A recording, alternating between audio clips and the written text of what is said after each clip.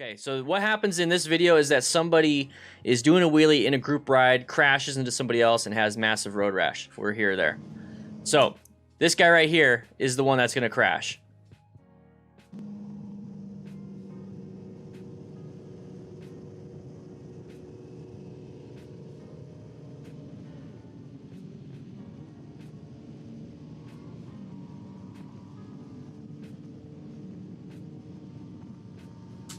This guy right here. So ego, guys, peer pressure.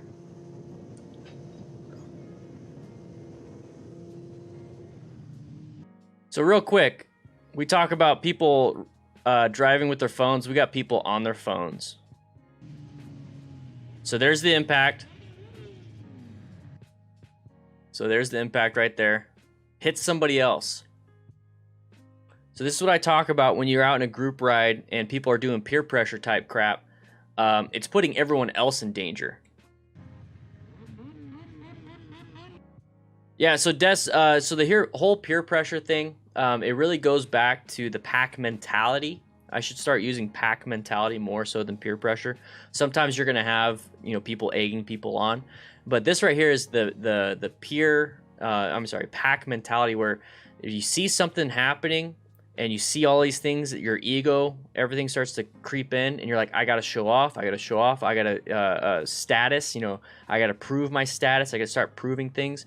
That's when, if you're not humble, that's what happens. That's exactly what happens. So this is why I don't ride with a lot of groups like this, especially if they never stay in formation. I'm gone. I just leave. So if you're ever in this situation, guys, and people are starting to ride like idiots, just leave. Just take off. Start going to the back or pull off the side and get out of there.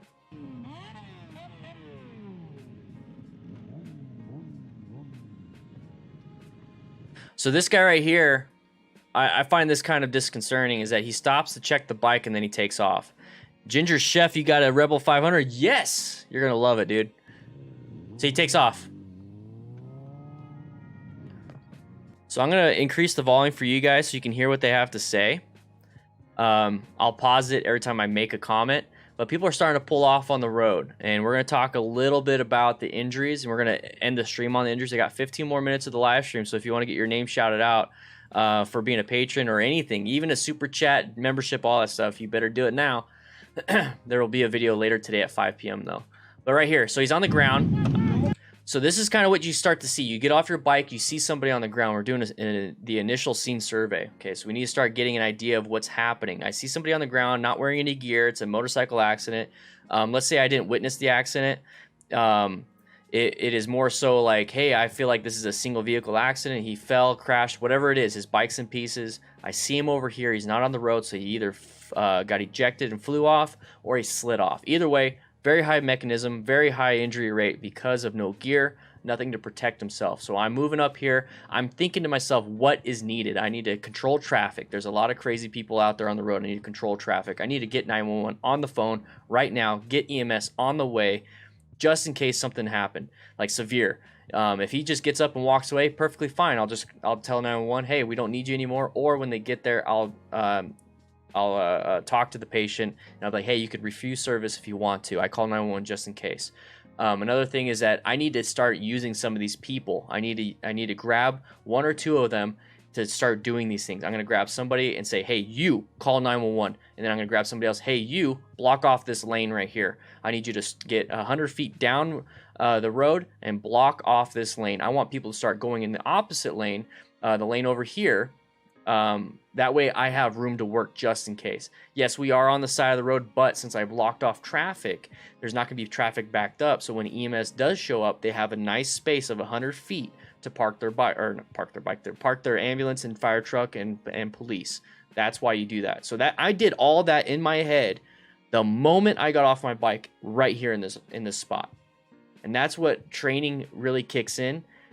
With your, we talk about motorcycle skills and training, but we also need to start thinking about accident scene management skills. And that's something that you can take in the class. And you're going to see it right there above the chat right now. It says Rockform 25% off with code DANDAN25.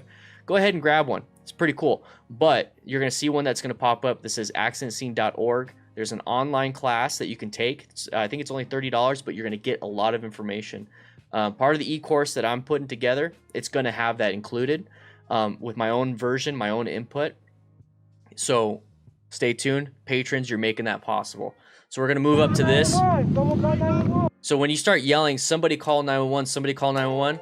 Oh, Eddie Fitzgerald, thank you so much for the patronage, boy. Make sure you send me your picture if you want your picture up on the DDFM crew wall forever. So I think that's 450. We just hit 450 again, guys. Let's see if we can get back to 500. We hit 500 for a little bit. What time is the September drawing stream tomorrow? It should say the time on it. It should say the time on it. I'll double check it after the stream and I'll update the post.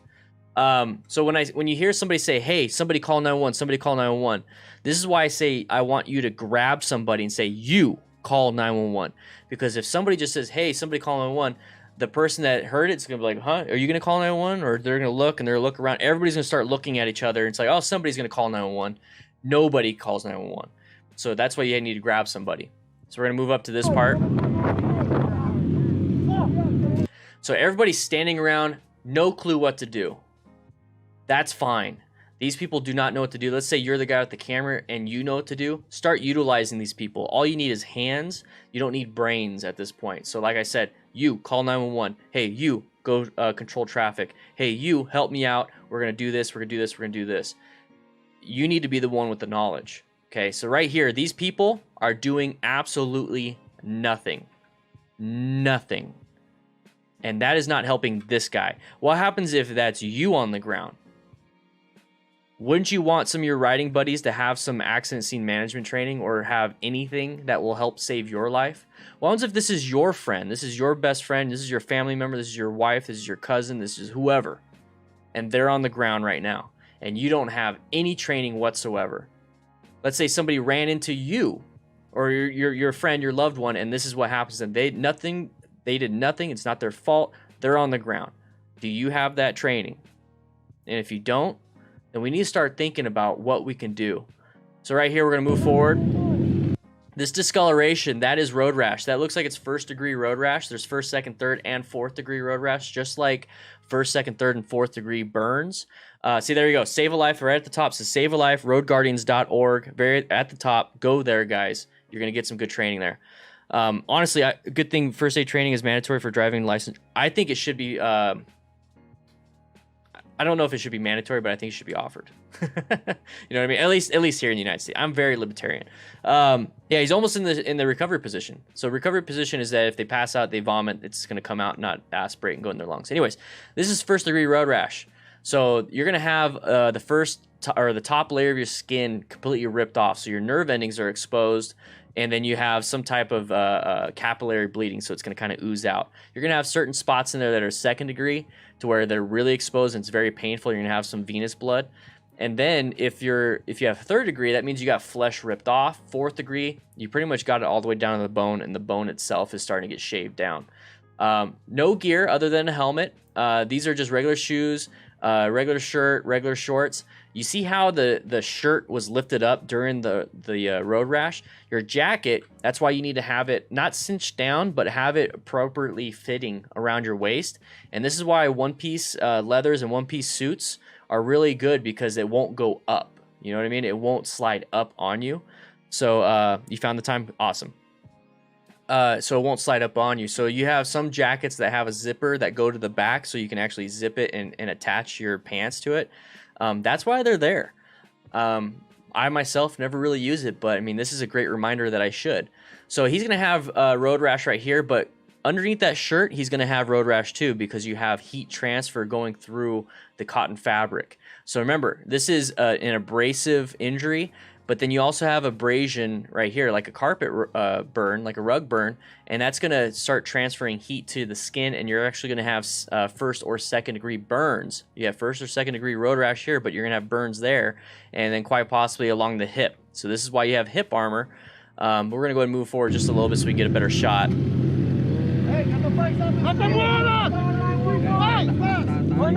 You You see how nobody knows what to do. This guy's wanting to move. He's wanting to do his thing. This is where you need to start talking to him. He quite possibly has a head injury. You can see the road rash right here on his other side. So his right latissimus dorsi, which is that little the wing that bodybuilders have when it sticks out. He's got it right there on his back. So he tumbled. He slid on his left side, and then he rolled over and slid on his back side right here. So that's very painful. Imagine trying to sleep for the next few weeks with road rash. You got to sleep on your chest. I'm a back sleeper. I like to sleep on my back, so that's going to be really painful. He quite possibly has a head injury. And sorry, guys, in the chat, I'm talking out loud. I'm just thinking out loud. Hopefully, you guys are getting some information from me. But he's probably has a head injury, and see how he's getting up nice and slow. He's just not there. His consciousness is not there. His body is doing what it thinks it needs to do. At this point, you need to talk to him like he's a drunk person. If you guys know how to talk to drunk people and de-escalate situations with drunk people, you're in a good spot already. But you have to start talking to him like he's a child and he's like a drunk person, and you start walking him through everything, and you have to repeat yourself multiple times, especially with a head injury. So in this situation, I'd be like, hey, buddy, lay down. You're good, man. You're good. Hey, no, everything's fine. Are you hurting anywhere? Everything's good, man. Just let's lay down a little bit. Let's lay down. You know where you're at? That's how you'd start talking to somebody like that. You want them to stay down, because more than likely when he goes up and he stands up, there's a good chance that he's going to drop. Hey, Trey, you boy. Thank you so much, Trey. Appreciate the patronage. That's awesome, dude. Thank you so much. I think we're at 551 now. Sorry, I get distracted easily. So if you guys want to distract me, that's how you do it. That or super chats. All right, we're still. Oh no. Thanks, man. No. I think that was an update, man. Dude. Oh, thank you. That's a huge update. Thank you so much, man. Thank you. So we're still 450, but that is a great thing to do. Is that if you want to, you can also increase your pledge. That really helps out. Anyways, talk to him like he's a drunk person. Relax him. Coax him into laying down, because if you do stand up, especially after a head injury, you could have a drop in blood pressure. And when you have a drop in blood pressure, your body just says screw it and then goes unconscious. And boom, now you have a secondary injury where you hit your head because you passed out. Let's go back just a little bit. So everyone's yelling, hey, stay down. But remember, this is a very confusing time for the patient. He's got road rash all along his leg right there too. So he's got road rash all over his body. And so if you're just yelling, stay down, stay down, stay down, just remember, he's not all there. He doesn't know you're talking to him. So you need to get into him and be like, this is him. This is the mic, but this is his helmet. Be like, hey, buddy, hey, stay down, stay down, stay down, stay down. Hey, relax, relax, relax. You know, let's sit down. Hey, what's up, Scouse? How you doing? Honestly, just wanted my photo. Yeah, dude, send me your photo, man. Email me at dandanthefireman928@gmail.com, or message me on Discord, private message me, and I'll add that photo right after the stream, dude. So your photo will be popping up just like Alan's right there is. There we go. So this is what you should be doing. Get close in there and talk to him. Don't just stand up with your hands in your pockets or not knowing what to do. You need to get in there and talk to him. So if somebody just yelled, hey, just let him get up, let him get up. Nope. Here's the thing, is that when you don't have the training, and let's go back just a little bit. Let's say you don't have the training. So you're the guy in the red. So you're doing what you think you're supposed to be doing, right? You don't have the training. All of a sudden, somebody yells out with some type of authority voice that says, hey, let him get up. And then since you don't have any training, you're like, okay, yeah, let's let him get up. This is where you need to start having that training. So you need to be like, no, he's not going to get up. And then you tell him, I'm an EMT, I'm a firefighter, I'm a paramedic, I have accident scene management instruction, I need you to do. This is where you need to get into that and be like, hey, no, you need to call 911, call 911. So you take over your authoritative figure, because the reason why the guy's yelling that is because he wants to be that authority. He wants to do that, not necessarily knows what's supposed to be going on.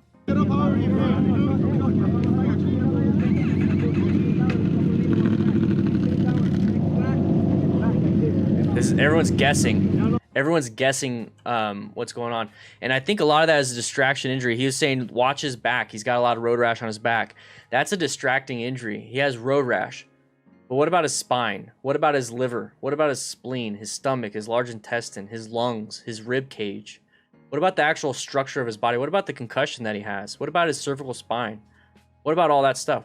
We're not focused on that because what we see is the road rash. That is called a distracting injury. You need to focus on what is life-threatening, the ABCs, airway, breathing, circulation. Well, is his airway good? Is he breathing? Is he talking? That's why you start talking to him. Be like, hey, buddy, what's your name? You know where you're at? And if he starts talking to you like how I'm talking, where it's like multiple words a minute, he's filling out full sentences, that means he's got airflow. So his airway and breathing, we know for a fact it's good. Right now, it could get worse, but we know right now it's good. Now I need to do a full body assessment and check for any life-threatening bleeding. Like I said, with the first-degree road rash, he's going to have some type of capillary bleeding. Capillary bleeding is not life-threatening. Venous bleeding can be life-threatening, so the veins are not under pressure. So when you see blood squirting out, that's arterial. And when the blood's squirting out and it's bright red, that means it's highly oxygenated and it came straight from the heart, and that's why it's under pressure. So if you start seeing bright red blood or anything squirting, stop it. Stop that blood. That is a life-threatening bleed. If you start seeing a lot of just a lot of venous bleeding, then go ahead and stop that, because that is right there. You sent me an email. Awesome. That right there could develop into a loss of blood, and then you can go into hypovolemic shock. So low volemic volume shock is when you have low perfusion, which means that your brain and your major organs aren't getting enough oxygen, and the only way you can get oxygen is through blood. So low volume blood shock, have a big problem there.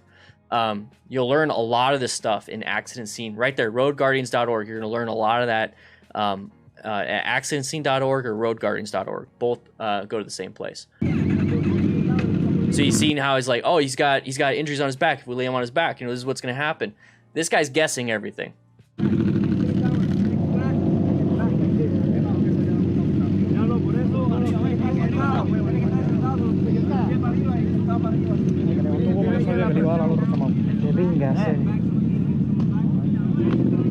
There's a lot of people standing around not doing anything. This is where you need to start saying, hey, get away, go. If you don't know what you're doing, get out of here. You're just creating problems.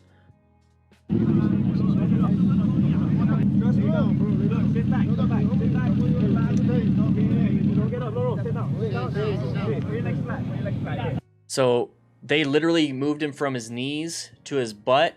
There is no precaution for his cervical spine. The cervical spine is the first 7 vertebrae right below your skull.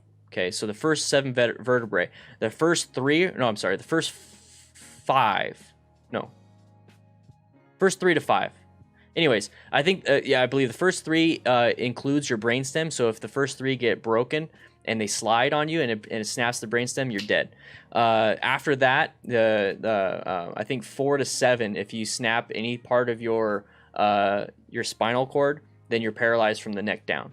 So that's very, very bad. And the way our necks are designed, we have a very heavy head for our neck, and it's not designed very well. So if you have any type of fracture in there, it's very easy to exaggerate that injury.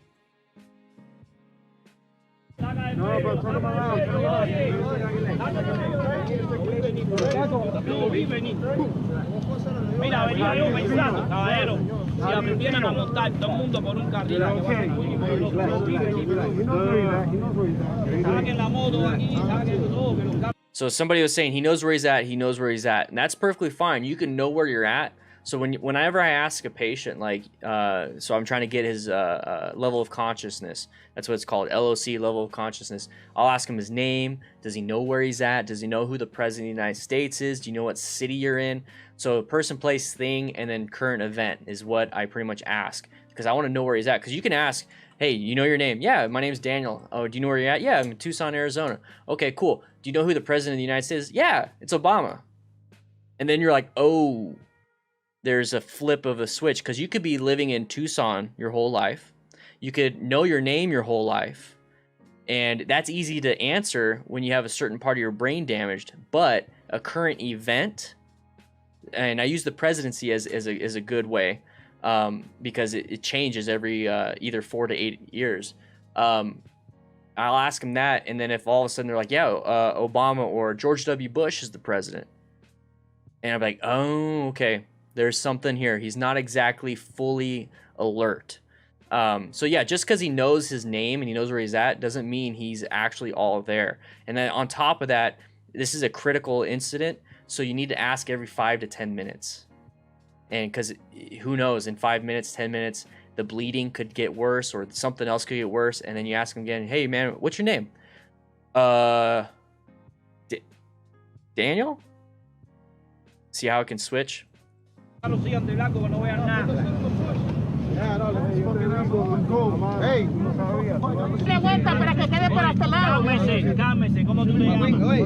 Lester. Don't pick him up. Don't.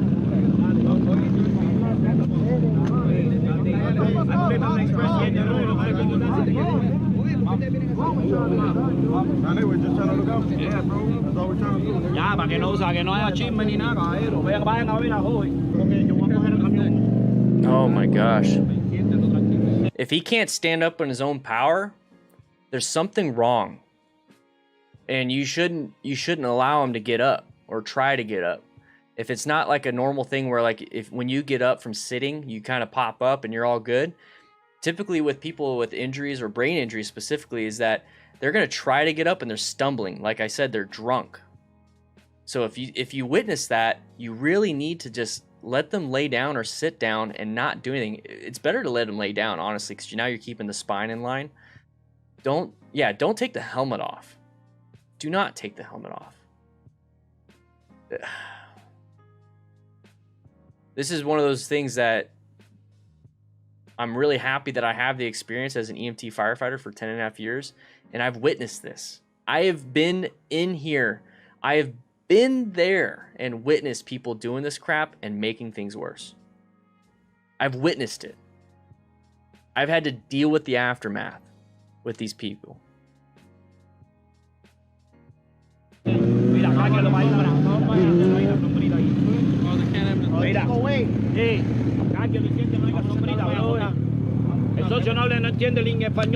about to pass out. See how his head is down? That's a body's natural reaction. Remember, it takes a certain amount of blood pressure to get the blood to the brain. The brain needs the oxygen and needs the nutrients in order to function.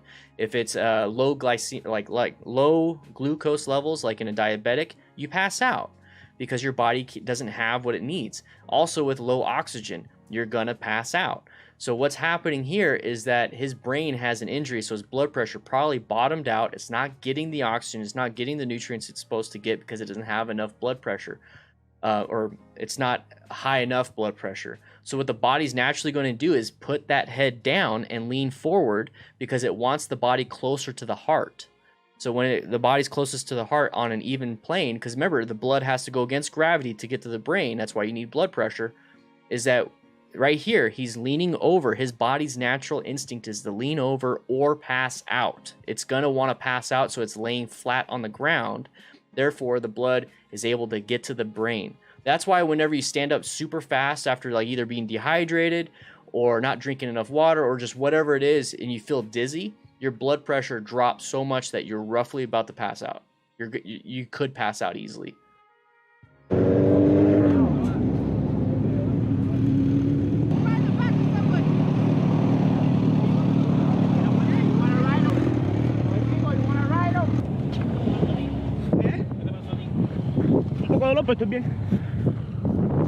So he's probably the one that got hit. He's probably the one that got hit by the guy doing the wheelie.